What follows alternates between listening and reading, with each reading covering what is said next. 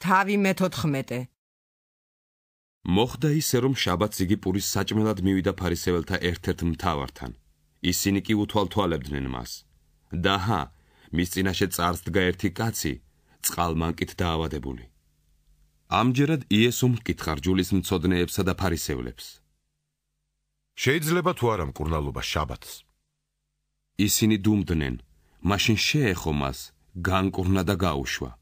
მათ კი უთხრა: რომელიმე თქვენგანს ვირი ან ხარი რომ ჩაუვარდეს ჭაში, განა იმ წამსვე არ მოიყვანს შაბათი დღეც რომ იყოს.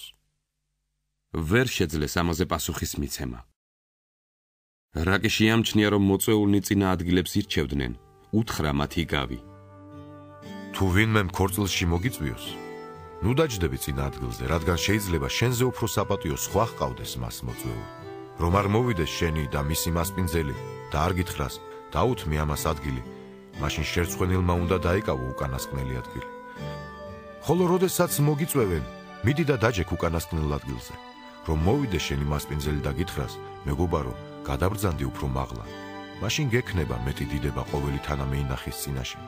ვინაიდან ყველა, ვინც თავს აიმაღლებს, დამდაბლდება და ვინც თავს დაიმდაბლებს, ამაღლდება. თავის მასპინძელსაც უთხრა: როდესაც სადილს ან ვახშამს გამართავ, ნუ მოიწვევ შენს მეგობრებს, ნუ რჩენს ძმებს, ნუ რჩენს ნათესავებს, ნურც მდიდარ მეზობლებს, რათა მერე იმათაც არ მიგიწვიონ და არ მიიღოს ამაგიერო. არამედ როცა ლხინს გამართავ, მოიწვიე გლახაკნი, ხეიბრები, კოჭლები და ბრმები. ნეტარი იქნები, რადგან მათ არაფერი აქვთ შენ რომ მოგიზღან.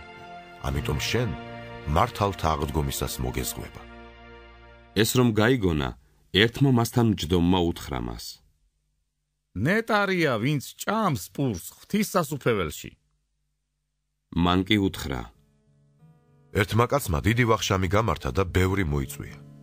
სერობის დრომ რომ მოაწია, გაგზავნა თავისი მონა, რათა წვეულთათვის ეთქვა, მობრძანდით ყველაფერი მზად არისო. ყველა მერთხმად დაიწყო მობოდიშება. პირველმა თქვა, ყანა ვიყიდე და მის სანახავად უნდა წავიდე, გთხოვ მაპატიო. მეორემ უთხრა, 5 უღელი ხარი ვიყიდე და მათ გამოსაცდელად მივდივარ, გთხოვ მაპატიო. მესამემ უთხრა, ცოლი შევირთე და ამის გამო არ შემიძლია მოსვლაო. დაბრუნდა მონა უკან და აუწყა ეს თავის პატრონს. განრისხდა მაშინ მასპინძელი და უთხრა თავის მონას: გადი სასწრაფოდ ქალაქის ქუჩებსა და შესახვევებში, მომიყვანე გლახაკნი, ხეიბრები, ბრმები და კოჭლები. უთხრა მონამ: ბატონო, აღსრულებულია რაც ბრძანე და კიდევ დარჩა ადგილი. ბატონმა უთხრა მონას: გადი გზებზე და რღობეებში, დაიყოლია ისინი რომ მოვიდნენ, რათა აივსოს ჩემი სახლი, რადგან გეუბნებით, ვერავინ იმ წვეულთაგან ვერ იგემებს ჩემს ვახშამს. დიდძალი ხალხი მივიდა მასთან და ის მიუბრუნდა მათ და უთხრა: თუ ვინმე მოვა ჩემთან და არ მოიძულებს თავის მამას და დედას, ცოლსა და შვილებს, ძმებსა და დებს, საკუთარ სულსაც კი, იგი ვერ გახდება ჩემი მოწაფე. ვინც არ აიღებს თავის ჯვარს და ისე არ გამომყვება, ვერ გახდება ჩემი მოწაფე. რადგან რომელიმე თქვენგანმა რომ კოშკის აშენება მოისურვოს, განა თავდაპირველად არ დაჯდება და არ გამოთვლის იმ ფასს, რაც მის დასამთავრებლად იქნება საჭირო.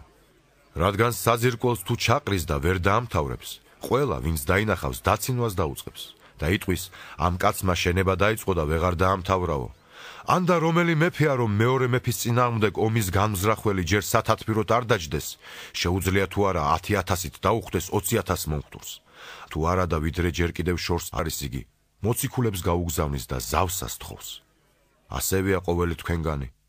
ვინც უარს არ იტყვის ყველაფერზე, რაც გააჩნია, ვერ შეძლებს ჩემ მოწაფედ ყოფნას.